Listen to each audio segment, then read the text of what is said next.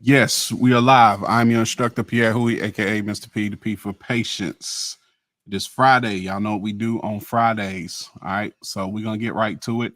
You got 4 domains: scientific concepts, implements and equipment,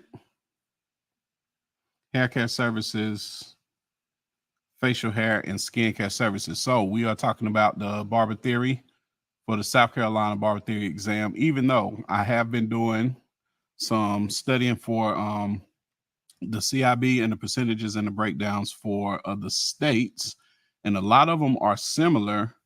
The only thing is they break their percentages down a little bit more than 4 core domains, which is actually pretty cool.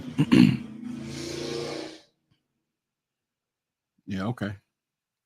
Anyway, what's happening? Anybody join me on TikTok? Tap the screen. Thank you very much. Anybody on Facebook, StreamYard, YouTube, all that stuff. Welcome to the channel. Like, subscribe, comment, any of that good stuff. So, what am I here to do? My main purpose is barbering and barber education, but I am a fellow TV, movie, creative, music, pop culture, all that stuff enthusiast. But my foundation is barbering and barber education. What's going on, y'all? All right.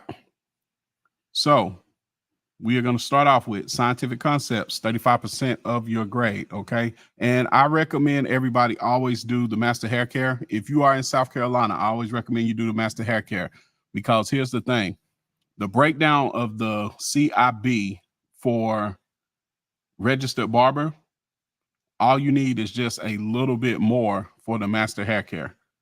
But I would say 70 to 80% of them are the same. So why not just do that extra 20%? Pin your goal so more viewers may notice it. Okay, cool. Thank you. All right. So scientific concepts. We are going to start off with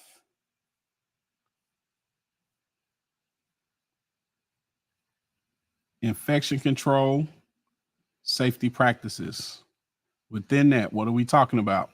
Identifying how disease and infection are caused and are transmitted. 2, apply principles of infection control, that is sanitation, cleansing, disinfection, sterilization, contamination, cross-contamination. 3, apply blood exposure procedures. And 4, identify requirements of government agencies related to public protection. That is the CDC, OSHA, EPA. All right, so let's get into it. Bird! What's up, Bird? All right. So what we're going to do, we're going to do generalized study. And of course, you know, if you are looking for anything more specific, if you're looking for high percentage questions, if you're looking for interviews with previous test takers where we really go in depth, that is a paid class. You can find that class, links all in my bio, all that good stuff. Yes, sir. Yes, sir. All right. First thing, we'll go to the easy one. So that is identify requirements of government agencies related to public protection, IEREG, the CDC, OSHA, and the EPA. Let's find them really quick. They can be found in the Milady book, chapter 4, which is that's a long chapter. Come on with it, man. Come on with it, man. Infection control principles and practices. Let's find our folks. Yep. Now we talking. All right. So before we talk about the requirements, let's talk about the agencies themselves, okay? First one, OSHA. What does OSHA stand for? The Occupational Safety and Health Administration. They were created as part of the U.S. Department of Labor, regulate and enforce safety and health standards to protect employees in the workplace. They are responsible for the safety data sheets, which replace the material safety data sheets, but they're the same things. So you got the SDSs, all right? Both federal state laws require that manufacturers supply a safety data sheet for all chemical products manufactured and sold. All SDSs will be organized identically and will contain the following 16 categories of information. I ain't got to give you all of them, but we'll give you the highlights. So identification, composition, first aid measures, firefighting measures, accidental release measures, handling storage, disposal considerations, transport information, revision date, regulatory information, things like that. That's OSHA. That's what they're responsible for. Okay. Those are their requirements. Safety data sheet. All right. Also, they're the ones responsible for the pictograms, you know, the ones, the little icons that says something is a health hazard or it's corrosive or flammable, caution flammable, that type of thing. That's OSHA. All right. Next, we have the EPA, which stands for the Environmental Protection Agency. Now, this one is kind of weird because you would think what I'm about to say, the EPA requires would be an OSHA thing, but it is actually an EPA thing, Environmental Protection Agency. EPA registers all types of disinfectants sold and used in the United States. Disinfectants. What are disinfectants? Chemical products destroy most bacteria, excluding spores, fungi, viruses on surfaces. Two types that are used in the barbershop are hospital disinfectants and tuberculocidal disinfectants. But the main point of that is the EPA registers all types of disinfectants. Their requirement is that you list that. On top of that, you list on the information how effective it is. Is referred to as efficacy, and all efficacy just says is, all it means is if it says it kills 99.9% of germs and bacteria, it better kill 99.9% of germs and bacteria, because if it doesn't and you put a lawsuit on them, you got grounds for a good case. Not to say that I've seen that happen, but basically you would have a case with the EPA because they said whatever label you got, whether that's barbicide, whether that's disinfectants, anything that's got to do with cleaning, sanitation, anything like that, you have to list it on the label how effective it is. All right. Who else we got?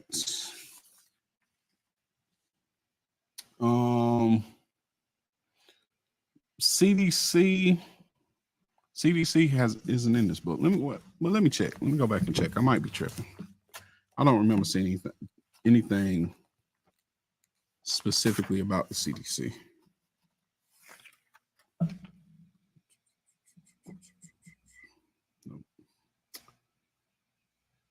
Nope.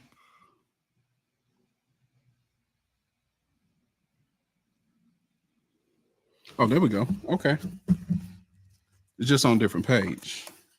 Let's talk about the CDC.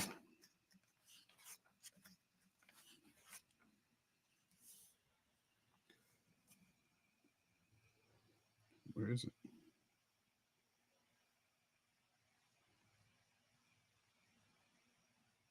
Hold on, man. I ain't tripping. There we go. All right. So to talk about the CDC, we're going to talk a little bit about sterilization, which is highest form of decontamination, process that destroys all microbial life, including spores. Sterilization is a third step that can be incorporated, but it is very rarely mandated.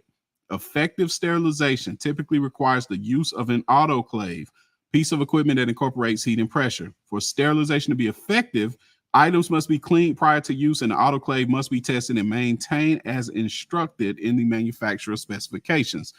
Now, here's where the CDC comes in. The Centers for Disease Control, that's what CDC stands for, and Prevention requires that autoclaves be tested weekly to ensure they are properly sterilizing implements. The accepted method is called a spore test. Sealed packages containing test organisms are subjected to a typical sterilization cycle and then sent to a contract laboratory that specializes in autoclave performance testing. Now, in terms of barbering, the barber industry, things like that, I've never seen an autoclave in a facility. But here's the thing. If you're going to truly sterilize something, you need an autoclave. Why does that matter to us? Because if they ask the damn question, you need to know the damn answer. That's why it's important. That's the only reason why it's important right now. Okay. It doesn't hurt to know about it just in general in real life. Okay. But if they ask you about the CDC and what they require, if it's on the CIB talking about identifying requirements of government agencies related to public protection, and the CDC is one of them, and they ask you a question on your test and you missed that damn question, guess what? When you get your score report back and it says, hey, you missed however many questions on scientific concepts on your score report, that's going to be one of those questions that you're just like, okay, I didn't know where I was going with that. So that's why it helps to know. All right. See what else we got. So we grabbed one from Scientific Concepts. Next, implements, tools, and equipment, 10%. So let's find one. Actually, we ain't got to do too much for this one. Look at this. It literally has A and B. That's it. That's it. 10% of your test. 10% out of 110 questions, 10% of those.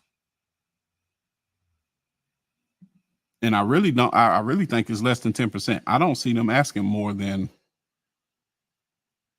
I would say 7 or 8 questions at the most. I don't see them asking a whole bunch of questions about implements and equipment per se. That is within this section on the master hair care. All right. So A, identify function, purpose, and care of tools used in hair surfaces, equipment, implements, supplies and materials, and electrical tools. Okay. Cool. And B, understand and apply safety and sanitation practices for use of implements and equipment. So here's what we're going to do. We are going to go to the actual chapter of implements, tools, and equipment. Don't that make sense? But the way we are going to do it is we're going to use our CIB. As a matter of fact, bonus points if you know what the CIB stands for. But I'll give you till I find what I'm looking for to give me the answer for that. And you get bonus points for that. So which one am I going to do? Equipment.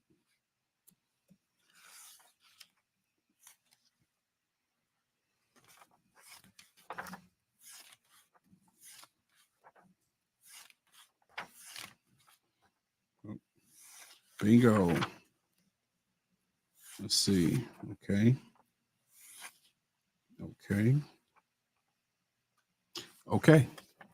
I found it. So, bro, what's happening?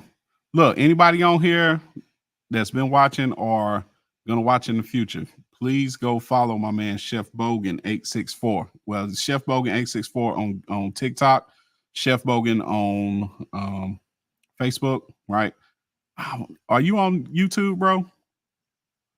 Listen, y'all want to talk about some desserts? He got desserts for your ass. Period. Matter of fact, if you got anything coming up between now and the rest of the year, bro, leave it in the chat for me. Okay.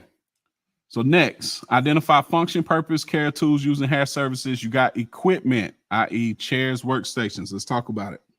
All right. Knowing the features of a barber chair. Essential piece of equipment for performance barbering service and should not be confused with a styling chair, which I have both. Okay. Styling chairs, typically smaller in design, do not usually have a headrest. I'm not going to say that's a high percentage question, but that makes sense. Appreciate you, bro. Just popped in. Okay. Yes, sir. Anytime.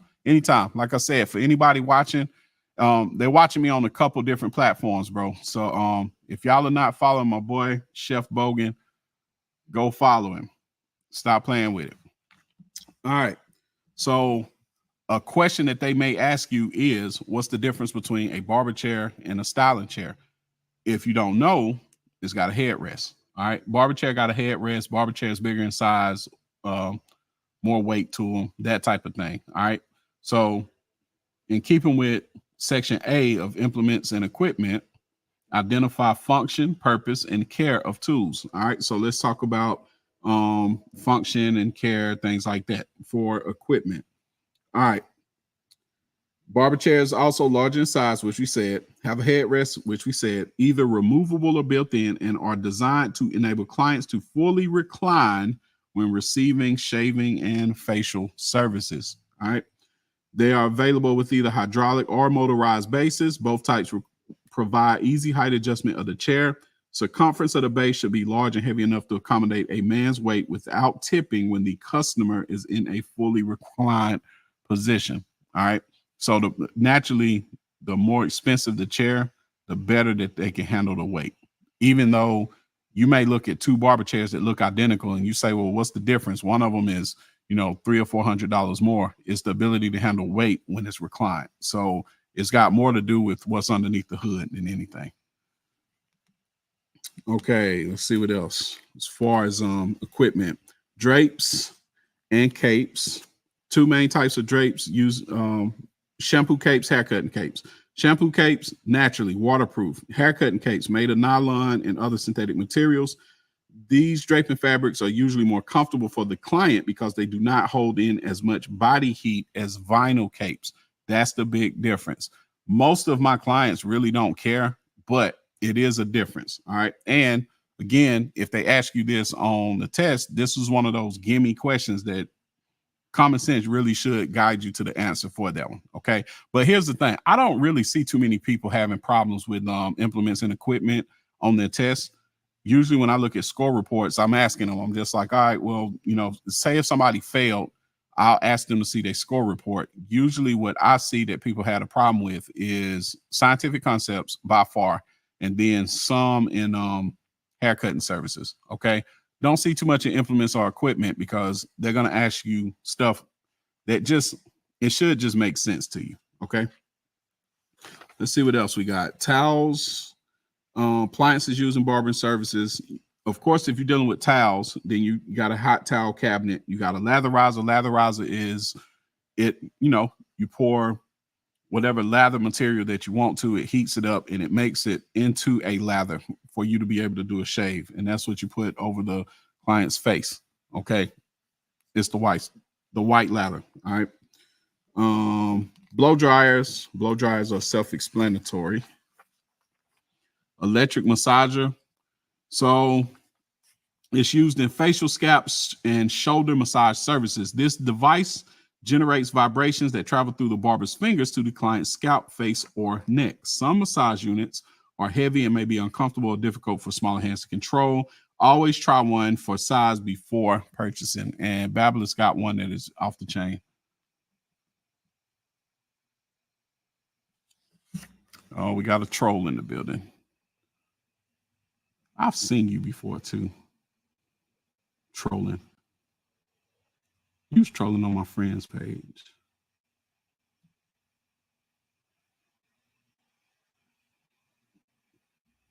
Yeah, you gotta go. You gotta go. All right. Thermal styling tools. You got thermal irons. Available variety of styles, sizes, and weights, small to large barrel diameters. So that's more for master barbers. What is this?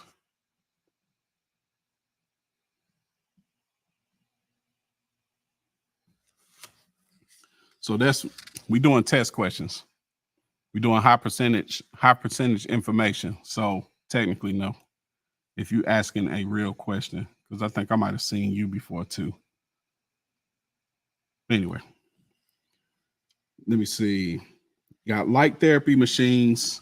Okay, so you got a high frequency machine and you got a galvanic machine. We'll talk about those real quick, and that'll be implements and equipment. And then we'll move on to haircut services. All right. High frequency machine uses electricity to produce a high rate of oscillation within glass electrodes that are used in facial and scalp treatments. Okay. I've seen that question more than once on scientific concepts, actually, not implements, tools, and equipment. They ask it a little bit different. Okay.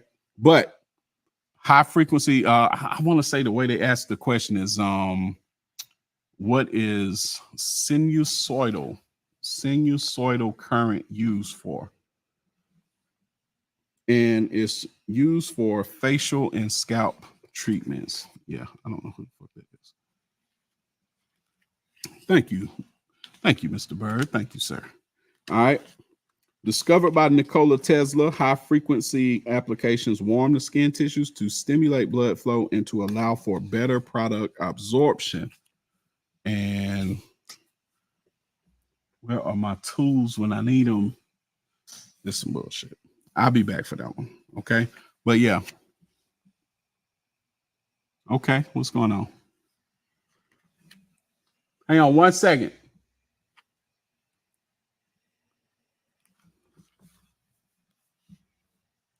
Hang on 1 second. Hang on 1 second. I'm live. She ain't even looking up. Hey, I'm waving at you, telling me, hang on 1 second. I'm finishing my live. You see me?